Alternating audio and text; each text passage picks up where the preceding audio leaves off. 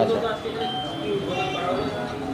আমাদের এই নতুনগঞ্জ যে আউটপোস্ট ছিল এটা খুব ভাইটাল লোকেশন। এটা বেশ কয়েক বছর বন্ধ ছিল, আমাদের অফিসারের পোস্টিং না থাকার কারণে এখানে শুধু ফোর্স থাকতো। তো আমরা এখানে একজন অফিসার ইনচার্জ পোস্টিং করলাম। বর্ধমান থানার আন্ডারে এই ফাঁড়িটা আবার চালু হচ্ছে। তাতে 6খানা ওয়ার্ডের যারা জনসাধারণ রয়েছেন তাদের পরিষেবাটা ভালো হবে। তানাদের আর জেনারেল ডায়েরি বা করার জন্য থানাতে যেতে হবে না, এবং পুলিশের যে রেসপন্স থাকবে সেটাও খুব তাড়াতাড়ি হবে।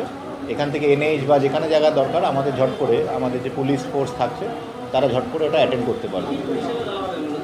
একটা ফাঁড়ি থেকে যা যা পরিষেবা থাকে, যে কোনো এনকোয়ারি হোক, যে কোনো জেনারেল ডায়েরি করা হোক, কারোর কোনো সমস্যা হয়েছে ইমিডিয়েটলি সেখানে পুলিশ যাওয়ার দরকার হোক, সব কিছুই এখান থেকে অ্যাটেন্ড করা হবে।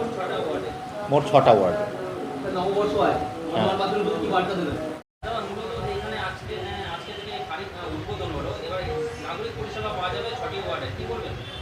এখন এই আলমগঞ্জ এই ফাঁড়িটা বহুদিন আগে ছিল, বেশ কয়েক বছর বন্ধ ছিল। এবার আবার নতুন করে সেই পালুটা চালু করা হলো। এটা মানে যে কত ভালো হলো সেটা আমরা বুঝতে পারছি যে বর্ধমান থানার চারিপাশে এত বড় জায়গা, বিভিন্ন জায়গায় যদি এরকম একটা করে ফাঁড়ি করে 5টা 6টা করে ওয়ার্ডকে মিলিয়ে যদি সেখানে পরিষেবাটা দিতে পারে, তাহলে থানার চাপও যেমন কমবে, আমরাও বেঁচে যাব। তার কারণ হচ্ছে মুহূর্তের মধ্যে একটা ঘটনা ঘটলে সেখানে পুলিশ পৌঁছে যাবে।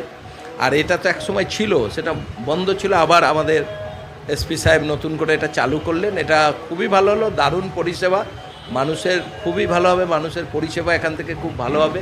বিশেষ করে আমাদের এই লাগোয়া 6টা ওয়ার্ডে মুহূর্তের মধ্যে পুলিশ চলে যাবে যে কোনো ঘটনায়, আর থানাতে যেতে হবে না। এটা একটা বিরাট পরিষেবার ব্যাপার, এটা খুবই ভালো হবে। মানে আমরা তো মানে খুবই যে ভালো হবে এটা আমি নিজেও বুঝতে পারছি যে এই ফাঁড়িটা করার জন্য এই এলাকায় আমাদের কত উপকার হবে। বছরের প্রথম দিন আমরা চাইব বাংলার প্রতিটি মানুষ ভালো থাক, সুস্থ থাক, সবাই সুখে তার পরিবার নিয়ে তারা চলুক, এবং কোনোভাবে বাংলায় যারা একটা অশান্তি মানুষ পাকাতে চাইছে, কোনো প্ররোচনায় মানুষ যাতে